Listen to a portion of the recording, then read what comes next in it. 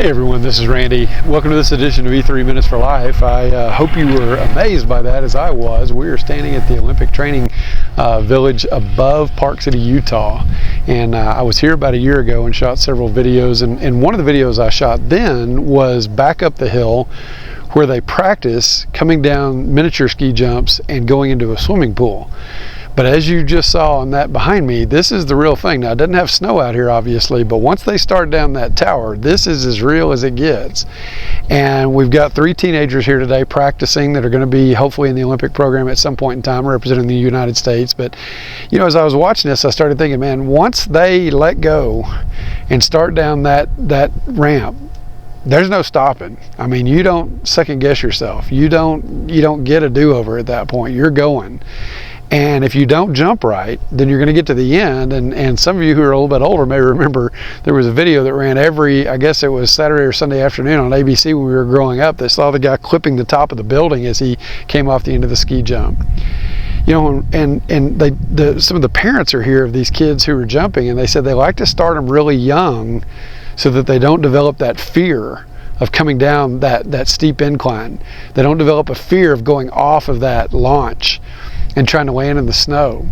And you know, I just think there's no way I could make myself go up there and ski down that. I'm not a very good skier anyway, but especially to jump and try to land and then to ride that out with that kind of speed. And you know, I was doing a presentation the other day, and it's kind of along the same thing. We think about, why do kids bounce back so quickly? Well, I think part of it is because they hadn't been hurt as many times as we have as adults. You know, the stakes maybe are not as high. They realize the fun is worth the risk. So they fall off their bike and they get back up, or they fall off on a snowboard and they get back up, or they fall on skis or fall on a skateboard, whatever it may be, and they get back up.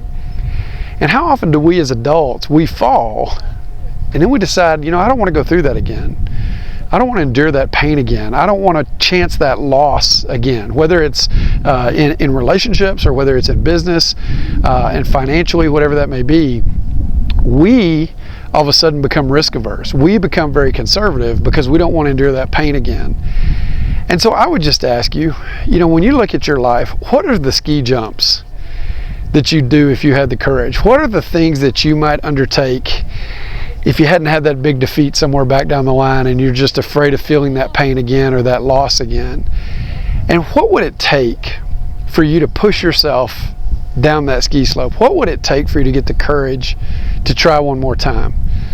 Who could maybe you get to encourage you, to help you, to ride along with you and do that?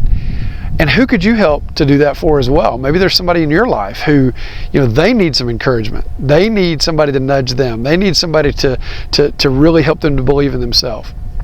So I would just challenge you, you know, as we go into a part of the year when we're moving up on the end of this year, start of the new year, maybe instead of New Year's resolutions, maybe you set a new you goal and you try to embark on something next year that's going to have a risk, but might bring a big reward.